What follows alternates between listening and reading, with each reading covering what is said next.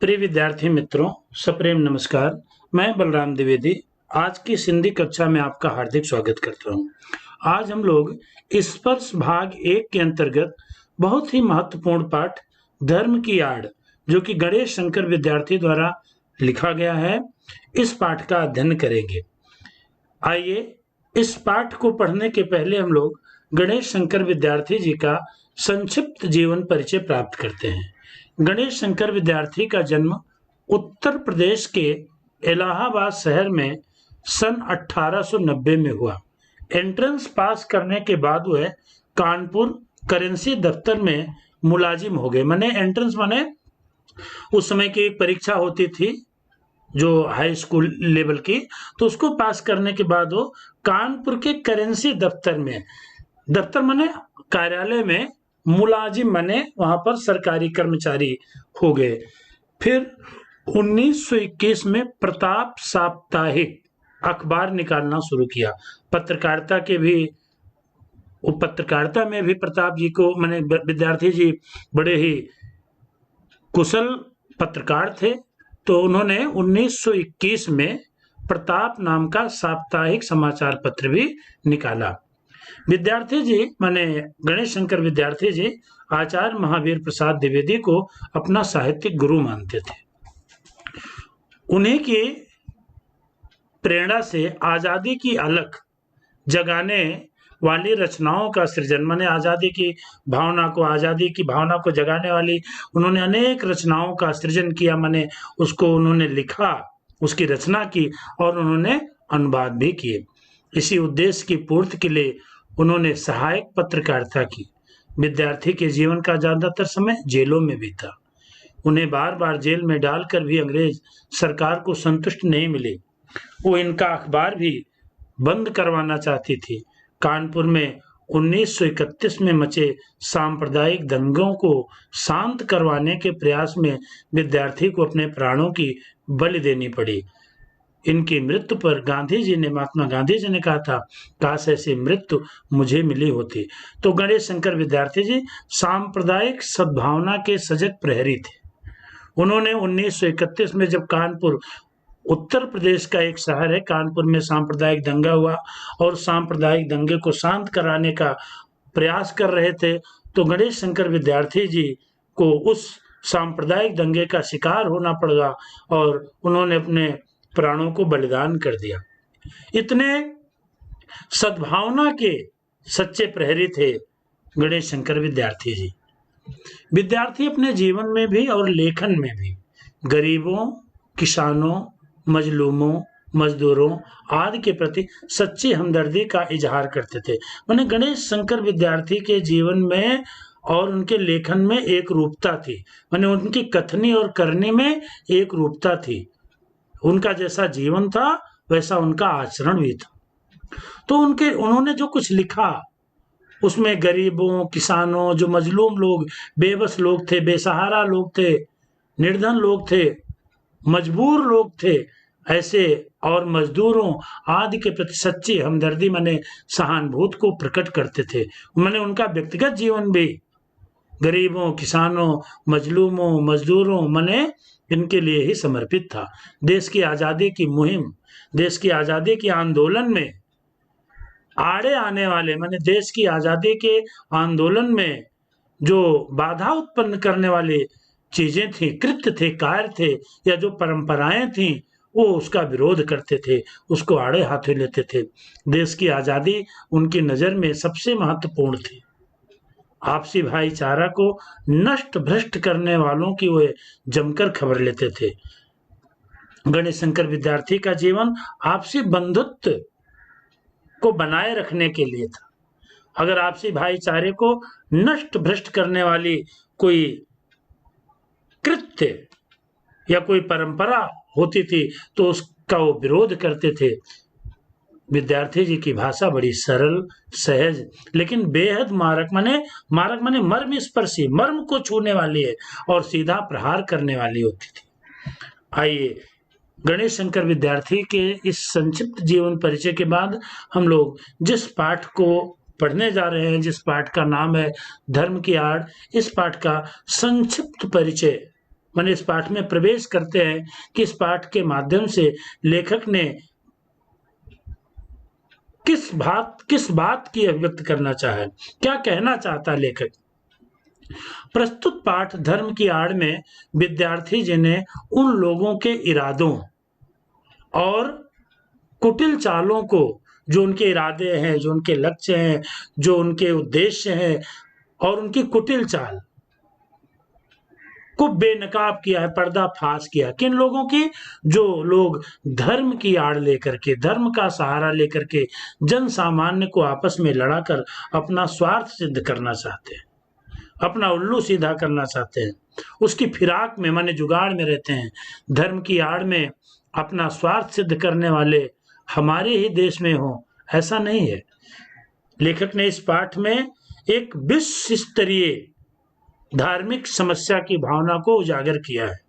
किसी विशेष धर्म या किसी विशेष जाति या किसी विशेष स्थान के नाम की बात लेखक ने कह करके जो विश्व स्तर पर धर्म का सहारा लेकर के, जो धर्म की मूल भावना को नष्ट करके, उसको विकृत करके जन सामान्य को पथ विचलित करते हुए अपना स्वार्थ सिद्ध करना चाहते हैं, उसके बारे में लेखक ने अपनी भावना को व्यक्त किया है। विद्यार्थी माने गणेश शंकर विद्यार्थी अपने इस पाठ में दूर देशों में भी धर्म की आड़ में कैसे कैसे कुकर्म माने कैसे कैसे बुरे कर्म हो रहे हैं, कैसे कैसी अनीतियां हुई हैं, कौन कौन लोग, वर्ग और समाज उनके शिकार हुए हैं, इसका खुलासा माने पर्दाफाश किया है। तो ये धर्म का पाठ जो कि बहुत ही महत्वपूर्ण पाठ है, गणेश शंकर विद्यार्थी जी ने इसमें पूरे विश्व स्तर की उन सभी घटनाओं को उल्लिखित करने का प्रयास किया है, जो धर्म का सहारा लेकर के लोग भोले भाले जनता को का छलावा करते हैं और भोली भाली जनता को धोखे में रख करके अपना स्वार्थ सिद्ध करने के लिए आपस में एक दूसरे को लड़ाते और लड़वाते रहते हैं। तो ऐसे ही पाठ में हम लोगों ने प्रवेश किया है और आइए इस पाठ को हम लोग विस्तार पूर्वक इसका हम अध्ययन करते हैं। इस समय देश में धर्म की धूम है, उत्पात किए जाते हैं तो धर्म और ईमान के नाम पर, और जिद की जाती है तो धर्म और ईमान के नाम पर। रमुआ और बुद्धू मियाँ धर्म और ईमान को जाने या ना जाने, परंतु उनके नाम पर उबल पड़ते हैं और जान लेने और जान देने के लिए तैयार हो जाते हैं। लेखक ने इसमें बताया कि आज धर्म की धूम है, धूम माने बोलबाला है। पूरे विश्व में देखिए, हर देश में तो धर्म की धूम है, क्यों कोई भी धर्म हो, मैं विशेष धर्म का उल्लेख करना नहीं चाहूंगा। लेखक ने अपने इस पाठ के प्रथम चरण में बताया उत्पात माने उपद्रव और लड़ाई झगड़ा किया जा रहा है। किसके नाम पर? धर्म और ईमान के नाम पर। ईमान माने नियति और सच्चाई के नाम पर। और जिद की जाती है, हट किया जाता है तो धर्म और ईमान के नाम पर। प्रिय विद्यार्थी मित्रों, अगर मैं आपसे पूछूं कि आज विश्व स्तर पर सबसे ज्यादा उपद्रव, लड़ाई झगड़ा किस बात पर होता है, तो आप यही कहेंगे कि धर्म के नाम पर, जाति के नाम पर, संप्रदाय के नाम पर। लेखक ने उसी बात को स्पष्ट किया है। दो पात्र लेता है, रमुआ और बुद्धू मियाँ। धर्म और ईमान को जाने या ना जाने, धर्म क्या होता है, सच्चाई और नियत की भावना क्या होती है, इसको रमुआ और बुद्धू मियाँ जाने या ना जाने, परंतु जब धर्म के नाम की बात आती है तो उबल पड़ते हैं, उत्तेजित हो जाते हैं। वो धर्म की मूल बात को नहीं समझते हैं, लेकिन धर्म के नाम पर इतने कट्टर हो जाते हैं, इतना उन्माद उनके मन में आ जाता है कि वो जान लेने और जान देने के लिए भी तैयार हो जाते हैं। देश के सभी शहरों का यही हाल है, कहीं कम कहीं ज्यादा। और उबल पड़ने वाले साधारण आदमी का इसमें केवल इतना ही दोष है कि वो कुछ भी नहीं जानता बूझता, और दूसरे लोग उसे जिधर जोत देते हैं उधर जुत जाता है। यथार्थ दोष है कुछ चलते पुर्जे पढ़े लिखे लोगों का, जो मूर्ख लोगों की शक्तियों और उत्साह का दुरुपयोग इसलिए कर रहे हैं कि इस प्रकार जाहिलों के बल पर के आधार पर उनका नेतृत्व और बड़प्पन कायम रहे। इसके लिए धर्म और ईमान की बुराइयों से काम लेना उन्हें सबसे सुगम मालूम पड़ता है, और सुगम है भी। तो प्रिय विद्यार्थी मित्रों, बताया कि जो सामान्य लोग हैं उनका दोष कितना है कि वो कुछ समझते बूझते नहीं, उनको धर्म के मूल और ईमान की और सच्चाई की सच बात मालूम ही नहीं है। ये दूसरे लोग जो समाज में तथाकथित सर्व सामान्य जनता का नेतृत्व करने वाले जो कुछ लोग हैं, ये दूसरे लोग उन्हें जिधर जोत देते हैं, जिधर भड़का देते हैं, जिधर जाने के लिए कहते हैं, उधर वो चल पड़ते हैं। यथार्थ सत्य में दोष क्या है? कुछ चलते पुर्जे माने समाज के कुछ चालाक लोग, कुछ पढ़े तथाकथित पढ़े लिखे लोग तो समाज को जोड़ने का काम करते हैं, लेकिन आजकल जो भौतिक पुस्तकें पढ़ करके लोग पढ़ लिख गए, उनके अंदर आचरण कहाँ है? वो तो लोगों को भड़का करके अपना उल्लू सीधा कर रहे हैं। तो ऐसे चलते पुर्जे माने चालाक लोग, ऐसे कुछ पढ़े तथाकथित पढ़े लिखे लोग जो मूर्ख लोगों की शक्ति है। यहाँ मूर्ख लोगों का मतलब एक सामान्य जनता जो है, जो गांव में रहती है, जो भोली भाली है, जिसको धर्म और ईमान के सत्यवाद का ज्ञान नहीं है, ऐसे मूर्ख लोगों की शक्तियों और उत्साह का दुरुपयोग इसलिए कर रहे हैं। कौन लोग?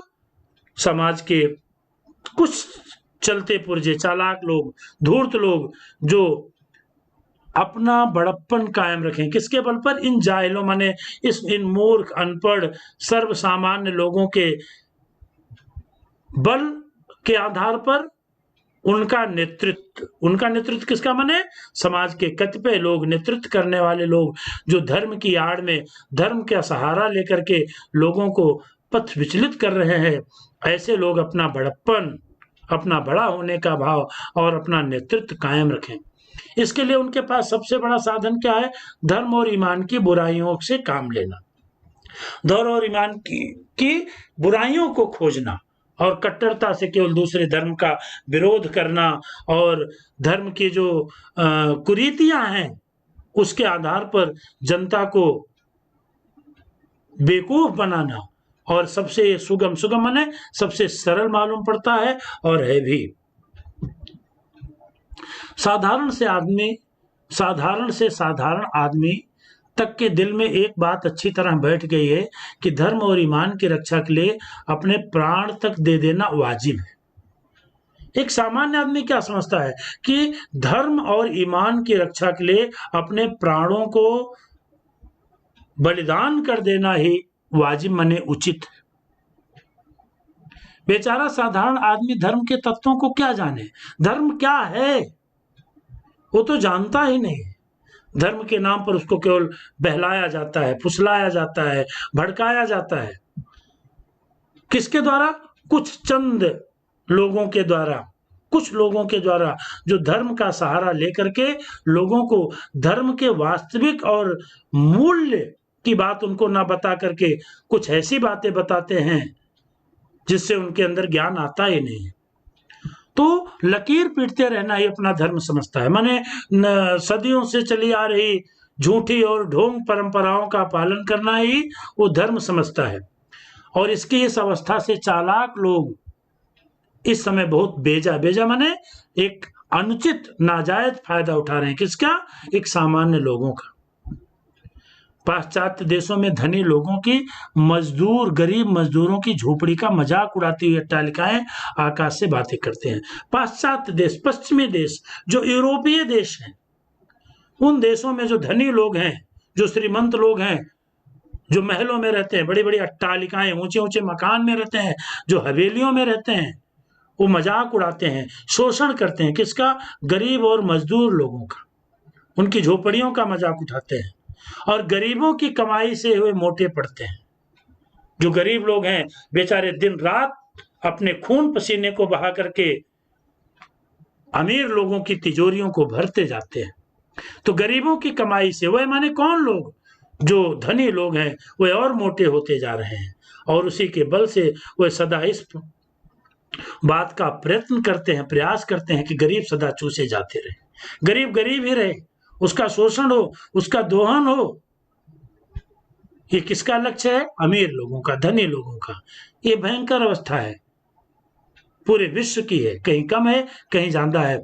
और इसी शोषण के कारण ही साम्यवाद और बोल्शेविज्म आदि का जन्म हुआ। ये साम्यवाद और बोल्शेविज्म क्या है? साम्यवाद जो कार्ल मार्क्स द्वारा प्रतिपादित एक राजनीतिक सिद्धांत, जिसका उद्देश्य था कि विश्व में वर्गहीन समाज में वर्गहीन, कोई ऊंच नीच ना हो, सब समान हो, उसकी स्थापना के लिए साम्यवाद की स्थापना का जन्म हुआ। बोल्शेविज्म का जन्म हुआ। बोल्शेविज्म माने सोवियत रूस की क्रांति के बाद लेनिन के नेतृत्व में स्थापित व्यवस्था हुई। सोवियत रूस की जो क्रांति, हम लोग इसको एसएसटी में और अच्छे से समझ सकते हैं।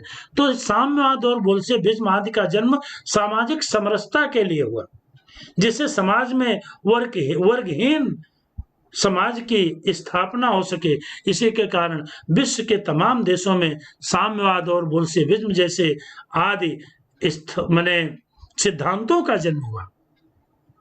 तो पाश्चात्य देशों में भी गरीब मजदूर जो है शोषित है, आज भी उनका शोषण हो रहा है। किसके द्वारा? अमीरों के द्वारा। आइए हम लोग आगे चलते हैं। हमारे देश में इस समय धनपतियों का इतना जोर नहीं है। लेखक ने अपने देश की समस्या को भी इस पाठ के माध्यम से उजागर किया है। कहता हमारे देश माने अपने भारत देश में इस समय धनपतियों का, उस समय जब ये लेखक ने पाठ लिखा था तो अपना देश इतना धनी नहीं था, अपने यहाँ श्रीमंतों की, अमीरों की कमी थी, इतना जोर नहीं था। हाँ, यहाँ धर्म के नाम पर कुछ इने गिने आदमी अपने हीन स्वार्थों की सिद्ध के लिए करोड़ों आदमियों की शक्ति का दुरुपयोग किया करते हैं। अपने देश में, भारत देश में सबसे ज्यादा अगर छलावा है, सबसे ज्यादा धोखा है तो धर्म के नाम पर है। कोई भी धर्म हो, मैंने बताया मैं किसी धर्म का नाम नहीं लूंगा और लेखक ने भी इसमें किसी धर्म विशेष का उल्लेख नहीं किया है। कोई भी धर्म है, प्रत्येक धर्म के कुछ लोग, इन्हीं गिने लोग हीन अपने तुच्छ स्वार्थों की पूर्ति के लिए, अपने तुच्छ स्वार्थों की सिद्ध के लिए करोड़ों भोली भाली जनता को, करोड़ों आदमियों की शक्ति का दुरुपयोग किया करते हैं। गरीबों का धनाढ्यों द्वारा चूसा जाना इतना बुरा नहीं है जितना बुरा यह है कि वहां है धन की मार, यहां है बुद्धि की मार। ये अंडरलाइन कर लीजिए, बहुत महत्वपूर्ण है। गरीबों का धनाढ्यों द्वारा चूसा जाना इतना बुरा नहीं है जितना बुरा यह है कि वहां है धन की मार, यहां है बुद्धि की मार। लेखक ने यहां पर दो चीजों की तुलना की, धनपतियों द्वारा गरीबों का शोषण। तो धनपति अगर किसी गरीब का शोषण करेगा तो उसके धन को चूसेगा, उसके धन का शोषण करेगा। तो यहां लेखक ने बताया कि गरीबों का जो है धनाढ्यों द्वारा जो शोषण हो रहा है गरीबों का, वो इतना बुरा नहीं है जितना बुरा यह है वहां धन की मार है, वहां धन का शोषण है और यहां बुद्धि की मार। धन में तो केवल धन की क्षति होती है, धन का नुकसान होता है, लेकिन अगर धर्म के नाम पर लोगों के बुद्धि को ही विकसित होने से रोक दिया जाएगा तो उसकी हर तरह की प्रगति रुक जाएगी।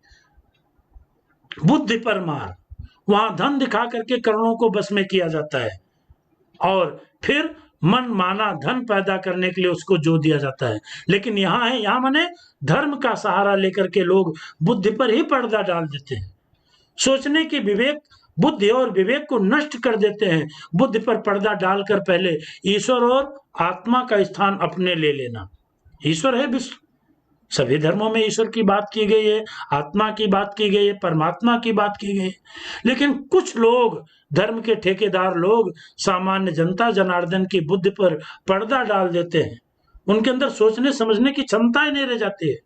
और ये धर्म के ठेकेदार लोग अपने लिए पहले ईश्वर और आत्मा का स्थान अपने लिए लेना और फिर धर्म, ईमान, ईश्वर और आत्मा के नाम पर अपने स्वार्थ सिद्ध के लिए लोगों को लड़ाना और भिड़ाना।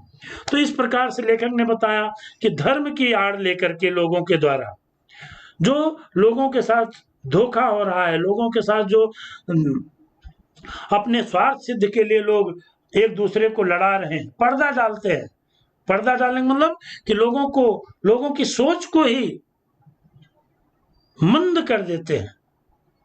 बुद्धि की मार का अर्थ क्या है? दिमाग की कमी, सोच विचार का कार्य न करना। नेता या महंत लोगों की धार्मिक भावना को भड़का करके अपना स्वार्थ साधते हैं, उनकी एक कूटनीति है। तो लेखक ने यहां पर बताया कि विदेश में तो केवल आर्थिक शोषण है, लेकिन धर्म के नाम पर, बुद्ध के बल पर भी धर्म की आड़ में करोड़ों लोगों का शोषण किया जाता है। और फिर ये बड़े-बड़े जो धर्माधिकारी बनते हैं, ये धर्म के नाम पर अपने को ही ईश्वर और आत्मा के नाम पर अपनी स्वार्थ सिद्धि के लिए फिर आपस में लोगों को अलग-अलग मत और जाति संप्रदाय में विभाजित करके उनको भड़काते हैं और अपना स्वार्थ सिद्ध करते हैं। ये लेखक ने बताया है। मूर्ख बेचारे धर्म की दुहाइयां देते और दिन दिन चिल्लाते हैं। जो मूर्ख लोग हैं, माने सामान्य लोग हैं, जो बुद्धि से काम ही नहीं लेते हैं, विवेक से काम ही नहीं लेते हैं, वो धर्म की दुहाइयां देते हैं और दिन दिन माने धर्म का नाम लेना और दुहाई देना, धर्म का नाम लेकर के काम करवाते हैं लोग और अपने प्राणों की बाजियां खेलते और थोड़े से अनियंत्रित और धूर्त आदमियों का आसन ऊंचा करते और उनका बल बढ़ाते हैं। ये सामान्य लोग समझते ही नहीं, ये अपने प्राणों की बाजी लगा देते हैं, ये जान न्यौछावर करने पर भी तैयार हो जाते हैं। किसके लिए? थोड़े से अनियंत्रित और धूर्त माने जो दुष्ट लोग हैं, जो भोली भाली जनता को भ्रमित करके अपना स्वार्थ सिद्ध करते हैं, उनका आसन ऊंचा करने के लिए उनका बल बढ़ाते हैं। कौन लोग? सामान्य लोग। धर्म और ईमान के नाम पर किए जाने वाले इस भीषण व्यापार को रोकने के लिए साहस, दृढ़ता के साथ साथ उद्योग होना चाहिए। जब तक ऐसा नहीं होगा, तब तक भारतवर्ष में नित्य प्रति बढ़ने वाले झगड़े कम नहीं होंगे। बहुत महत्वपूर्ण पंक्ति है, रेखांकित कर लीजिए। धर्म और ईमान के नाम पर किए जाने वाले इस भीषण व्यापार, इस भयंकर व्यापार जो है, जो धर्म के नाम पर लोगों को ठगा जा रहा है, अगर इसको रोकना है तो इसके लिए साहस की आवश्यकता है। लेखक ने धर्म का विरोध नहीं किया है, लेखक ने विरोध किया है धर्म के नाम पर होने वाला जो व्यापार। दोनों में अंतर है। कई बार विद्यार्थी पूछते हैं कि सर तो क्या धर्म बेकार है? धर्म बेकार नहीं होता, धारेत इति धर्म। धर्म तो सद आचरण का बोध कराता है, शिक्षा देता है। धर्म तो जोड़ता है लोगों को। तो यहां पर धर्म के बारे में लेखक ने बताया है कि धर्म का सहारा लेकर के जो लोग मूर्ख सामान्य लोगों को भड़का करके अपना उल्लू सीधा करते हैं, अपना स्वार्थ सिद्ध करते हैं, तो इस भीषण व्यापार को हमको रोकना है। और इसके लिए जरूरत है किसकी? साहस की और दृढ़ता की। और इसके साथ साथ कुछ उद्योग माने हमें कुछ काम भी करना है। जब तक ऐसा नहीं होगा, तब तक भारतवर्ष में नित्य प्रति बढ़ने वाले इस तरह से धार्मिक झगड़े कम नहीं होंगे। देश की प्रगति के मार्ग में सबसे बड़ी बाधा अगर है तो धार्मिक उन्माद है, धार्मिक कट्टरता है।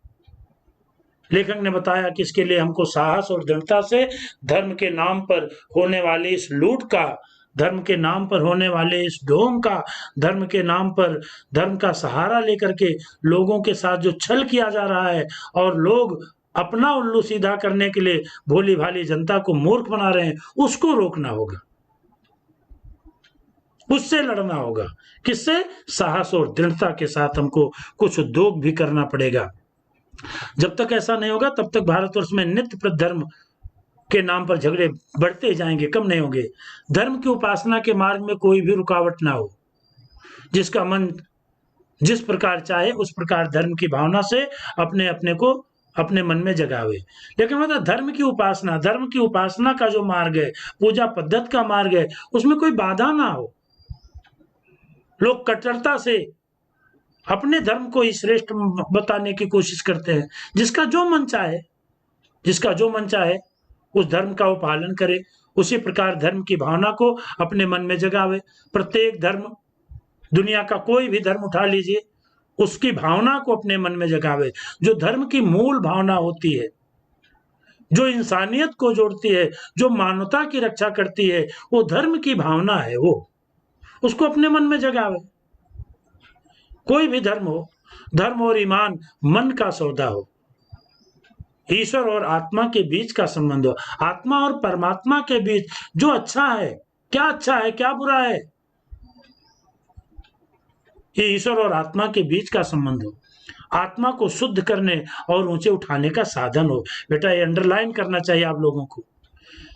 धर्म हमारी आत्मा को शुद्ध करता है, हमारी आत्मा को आध्यात्मिक रूप प्रदान करता है, हमारे मन को पवित्र करता है धर्म और ईमान के नाम पर। और अगर हमारा मन पवित्र है, हमारी आत्मा शुद्ध है, तो ये झगड़े और युद्ध लड़ाई किस बात के।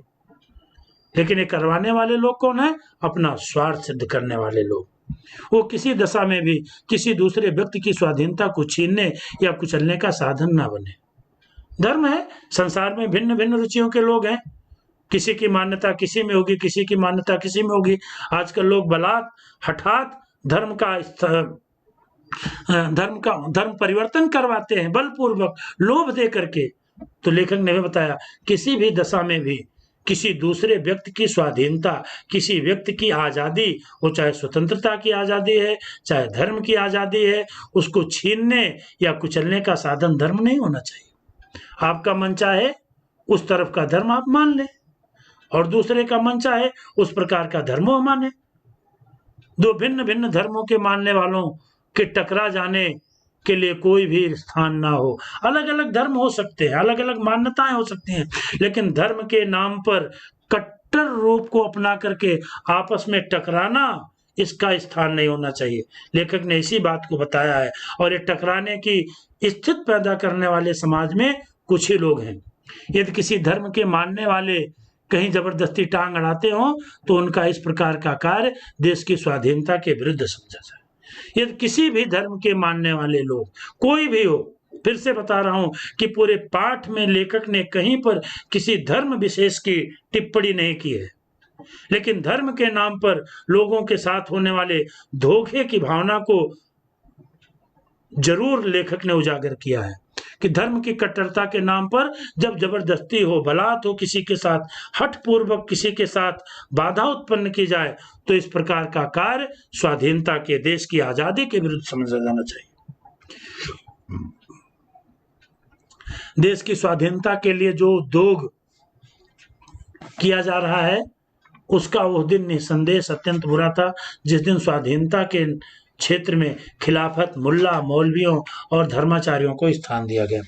प्रिय विद्यार्थी मित्रों, लेखक ने यहाँ पर ये बात बताई है कि धर्म के नाम पर जो लोग आपस में जो उद्योग किया जा रहा है, जो देश की स्वाधीनता के लिए, देश की आजादी के पहले ये पाठ लिखा गया, तो राजनीति में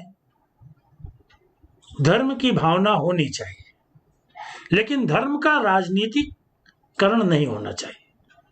लेखक ने बताया कि स्वाधीनता के लिए जो उद्योग माने जो प्रयत्न किए गए, उस दिन वो निसंदेह माने बिना संदेह के अत्यंत बुरा था जिस दिन स्वाधीनता के क्षेत्र में खिलाफत माने खलीफा या पैगंबर या बादशाह का प्रतिनिधित्व करने वाले मुल्ला, मौलवियों और धर्माचार्यों का स्थान दिया जाना आवश्यक समझा गया। देश है, अलग अलग मत संप्रदाय के लोग हैं, खिलाफत आंदोलन हो, मुल्ला हो, मौलवी हो, धर्माचार्य लोग हों, इनका अपना काम है। लेकिन जिस दिन लेखक की अपनी निजी मान्यता है, जिस दिन स्वाधीनता के, आजादी के आंदोलन में लोगों को इस तरह धार्मिक सम्मान दिया गया, धार्मिक रूप से उनको आवश्यक समझा गया, वो निसंदेह अत्यंत बुरा दिन था, क्योंकि उसी दिन से अपने देश में विभाजन का बीजारोपण हुआ। देश के विभाजन का जो रूप दिख रहा है, शायद उसी दिन उसका रूप पड़ गया जिस दिन स्वाधीनता के क्षेत्र में मुल्ला, मौलवी और धर्माचार्यों को स्थान दिया गया। अगर वो स्वतंत्रता के लिए आंदोलन करते तो उनका स्वागत था, लेकिन उन्होंने स्वतंत्रता के क्षेत्र में आकर के देश की जनता के सोच का विभाजन किया।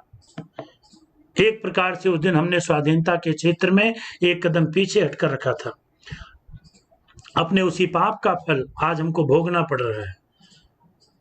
देश का विभाजन तो हुआ ही, लेकिन आजादी के 70 साल बाद भी आज देश में वो सांप्रदायिक भावना नहीं है जो होनी चाहिए थी। लेखक ने बताया, हम अपने उसी पाप का फल स्वाधीनता के क्षेत्र में खिलाफत, मुल्ला मौलवियों और धर्माचार्यों को स्थान दिया, उसी का फल आज भी हमको भोगना पड़ रहा है।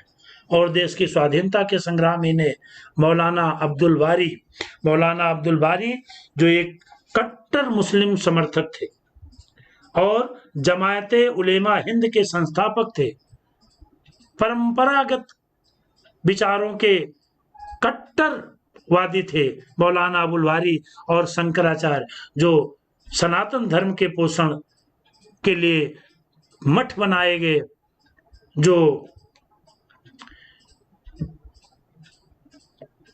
सनातन परंपरा का जो निर्वहन करने वाले जो शंकराचार्य थे, को देश के सामने दूसरे रूप में पेश किया गया और उन्हें अधिक शक्तिशाली बना दिया गया। और हमारे इस काम का फल ये हुआ कि इस समय हमारे हाथों में ही बढ़ाई इनकी और इनके से लोगों की शक्तियां हमारी जड़ उखाड़ने और देश में मजहबी पागलपन, प्रपंच और उत्पात का राज स्थापित कर रहे हैं। प्रिय मित्रों, विद्यार्थी मित्रों, इसमें लेखक ने मौलाना अब्दुल बारी और शंकराचार्य के बारे में बात की है, जो सनातन धर्म के पोषक थे, जिन्होंने मठ के रूप में सनातन परंपरा को जीवित रखने का प्रयास किया। जो कट्टर मुस्लिम समर्थक थे, उन लोगों ने अपने देश के अंदर विभाजन की बात पैदा की और लेखक ने बताया कि उन्हें अधिक शक्तिशाली बना दिया और हमारे इस कार्य का फल हुआ। हम लोग देश की आज़ादी का मार्ग तो भूल गए और आज़ादी मिली भी तो विभाजन होकर के मिली। इसीलिए लेखक ने इसमें बताया कि हम इस काम का फल यही हुआ कि इस समय हमारे हाथों से ही इनकी बढ़ाई हुई, किसके, ये जो धर्माचार्य लोग हैं, इनकी बढ़ाई हुई शक्तियां ही आज हमारे जड़ को, हमारी कौमी एकता को, हमारे मजहबी एकता को तोड़ने का प्रयास कर रही हैं, हमको आपको विभाजित करने का प्रयास कर रही हैं। देश में मजहबी माने धार्मिक उन्माद, पागलपन और प्रपंच और उत्पात का राज स्थापित कर रही है। मैं नाम लेना नहीं चाहता हूं, आप 9वीं कक्षा के विद्यार्थी हैं। आज भी देखिए अपने समाज में कुछ ऐसे धार्मिक कट्टर लोग हैं जो धर्म के नाम पर विभाजित कार्य करने का कुकृत्य कर रहे हैं, कुकर्म कर रहे हैं और धार्मिक उन्माद फैला करके खुद अपना स्वार्थ सिद्ध करने के लिए भोली भाली जनता को भ्रमित करने का कार्य आज भी कर रहे हैं। तो लेखक ने बताया कि इसके लिए साहस, दृढ़ता के साथ हमको आपको इसका विरोध करना होगा। महात्मा गांधी धर्म को सर्वत्र स्थान देते थे। वो एक पग भी धर्म के बिना चलने को तैयार नहीं थे, परंतु उनकी बात ले उड़ने के पहले आदमी का कर्तव्य है कि भली बात समझ ले। महात्मा जी ने धर्म का स्वरूप क्या है, धर्म के से महात्मा जी का मतलब धर्म ऊंचे और उदार तत्वों का हुआ करता है। उनके मामले में किसी को इतराज हो सकता है क्या? धर्म क्या है? ऊंचा और उदार तत्व है। धारित धर्म जो लोगों को जोड़े। मजहब नहीं सिखाता आपस में बैर रखना, कोई धर्म बैर का भाव नहीं सिखाते। अजा देना माने पूजा पाठ की जो मुस्लिम पद्धति होती है, शंख बजाने, नाक दाबने और नमाज पढ़ने का नाम धर्म नहीं है। ये धर्म का बाह्य रूप है, मैं आडंबर नहीं कहूंगा। अजा देना, शंख बजाना, नाक दबाना, नमाज पढ़ना, ये धर्म का बाह्य रूप है। आंतरिक रूप है शुद्ध आचरण करना और सदाचार ही धर्म के स्पष्ट चिन्ह है। अच्छा आचरण और सत्य का आचरण, यही धर्म के स्पष्ट चिन्ह है। परोपकाराय पुण्याय पापाय परपीडनम, दूसरे का उपकार करना, दूसरे की सेवा करना, यही धर्म है। 2 घंटे तक बैठ करके पूजा कीजिए और पंचवक्ता माने 5 वक्त 5 समय की नमाज भी अदा कीजिए। परंतु ईश्वर को इस प्रकार रिश्वत के चुकाने के पश्चात यदि आप अपने को दिन भर बेईमानी करने और दूसरे को तकलीफ पहुंचाने के लिए आजाद समझते हैं, तो इस धर्म को अब आगे आने वाला समय कदापि नहीं टिकने देगा। आप दिन भर दिखावे के लिए पूजा कर रहे हैं, दिखावे के लिए 5 वक्त की नमाज पढ़ रहे हैं, लेकिन आपके मन में, आपके जीवन में आचरण नहीं है, आप बेईमानी कर रहे हैं, दूसरे को कष्ट पीड़ा पहुंचा रहे हैं, तो इस धर्म को लोग अब स्वीकारेंगे नहीं। अब तो आपका पूजा पाठ ना देखा जाएगा, आपकी भलमनसाहत देखी जाएगी। भलमनसाहत माने आपकी सज्जनता देखी जाएगी, यही आपकी कसौटी, यही आपका आचरण होगी। शुद्ध परख अब आपके सज्जनता की होगी। सबके कल्याण की दृष्टि से आपको अपने आचरण को सुधारना पड़ेगा। सबके कल्याण की, सर्वे भवन्ति सुखिनः सर्वे सन्तु निरामया, जिसमें सबका कल्याण हो, जिसमें लोक का कल्याण हो, लोक मंगल हो, उसके आधार पर आपको आचरण सुधारना पड़ेगा। केवल अपना कल्याण हो, अपने कल्याण की बात पर धर्म जोर नहीं देता है। धर्म सर्व कल्याण की, सर्वे भवन्ति सुखिनः, सबके कल्याण पर जोर देता है। और यदि आप अपने आचरण को नहीं सुधारेंगे तो नमाज, रोजे और पूजा और गायत्री आपको देश के अन्य लोगों की आजादी को रौंदने और देश भर में उत्पातों का कीचड़ उछालने के लिए आजाद न छोड़ेगी। आप किसी भी धर्म के हों।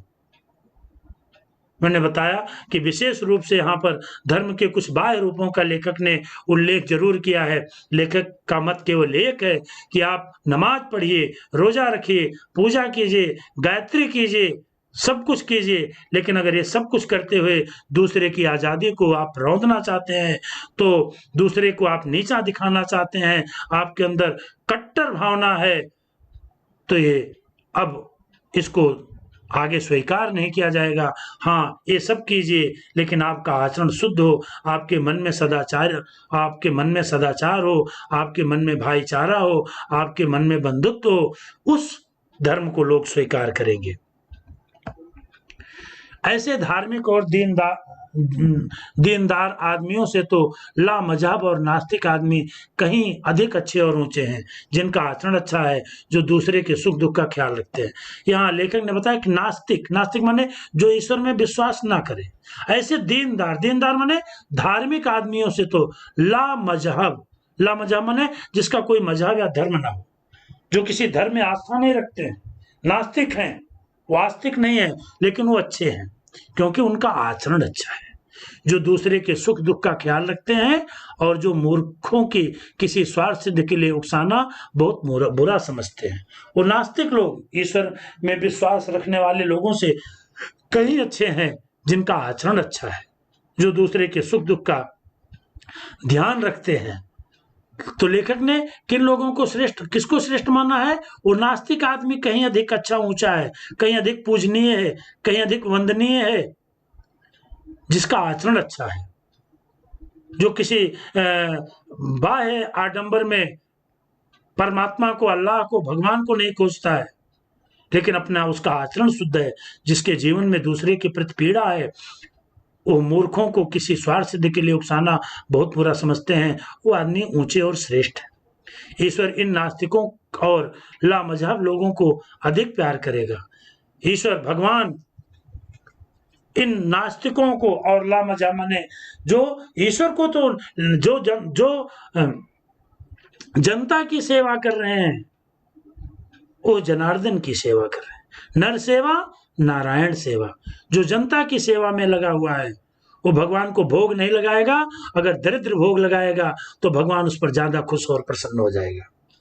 तो ईश्वर इन नास्तिकों और लामजहब लोगों से अधिक प्यार करेगा और वो अपने पवित्र नाम पर अपवित्र काम करने वालों को यही कहना पसंद करेगा, मुझे मानो या मत मानो, परमात्मा को मानो या मत मानो। खुद परमात्मा कहेगा उनसे जो परमात्मा के नाम को अपवित्र करते हुए उसके पवित्र नाम को अपवित्र कर रहे हैं और ढोंग, आडंबर, छल, प्रपंच, धोखा यही काम कर रहे हैं। ईश्वर उनको नहीं मानेगा।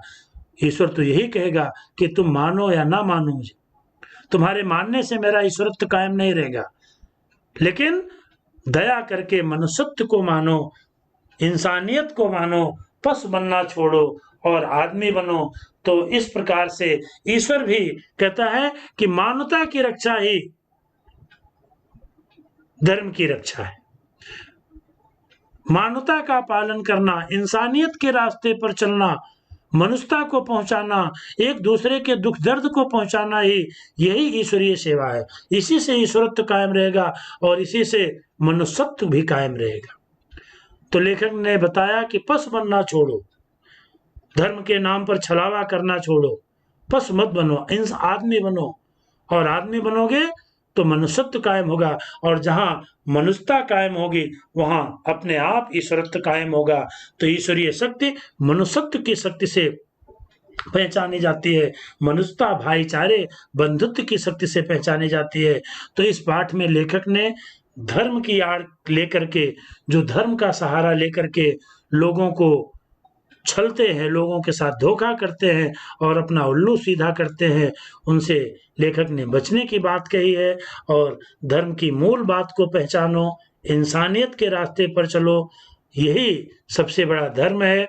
इस प्रकार से हम लोग इस पाठ का, बहुत ही महत्वपूर्ण पाठ का, जो हमारे चरित्र निर्माण के लिए, हमारी सोच के निर्माण के लिए, हमारे संस्कार के निर्माण के लिए और धर्म के वास्तविक रूप को समझने में बहुत ही कारगर पाठ है। इस पाठ का हम समापन करते हैं और अपेक्षा करते हैं कि प्रत्येक विद्यार्थी इस पाठ से धर्म के उस मूल भाव को समझे, जिससे मानवता को विकसित किया जा सके, जिससे इंसानियत का कल्याण हो, मनुष्यत्व का कल्याण हो और मनुष्यता के रास्ते पर भाईचारा और बंधुत्व की भावना विकसित हो सके। यही धर्म है और यही धर्म का मूल है। इन्हीं शब्दों के साथ मैं अपनी वाणी को विराम देता हूँ और आप सबका बहुत बहुत धन्यवाद व्यक्त करता हूँ।